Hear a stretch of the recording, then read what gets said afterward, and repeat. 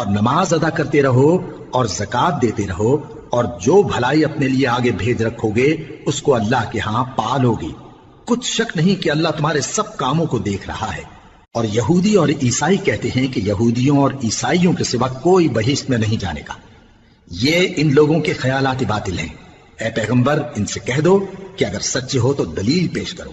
ہاں کیوں نہیں، جو شخص اللہ کے آگے گردن جھکا دے یعنی ایمان لے آئے اور وہ نیکوکار بھی ہو تو اس کا صلہ اس کے پروردگار کے پاس ہے، اور ایسے لوگوں کو قیامت کے دن نہ کسی طرح کا خوف ہوگا اور نہ وہ غمناک ہوں گے۔ اور یہودی کہتے ہیں کہ عیسائی رستے پر نہیں، اور عیسائی کہتے ہیں کہ یہودی رستے پر نہیں، حالانکہ وہ کتاب الہی پڑھتے ہیں۔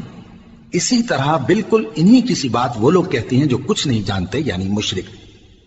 تو جس بات میں یہ لوگ اختلاف کر رہے ہیں اللہ قیامت کے دن اس کا ان میں فیصلہ کر دے گا، اور اس سے بڑھ کر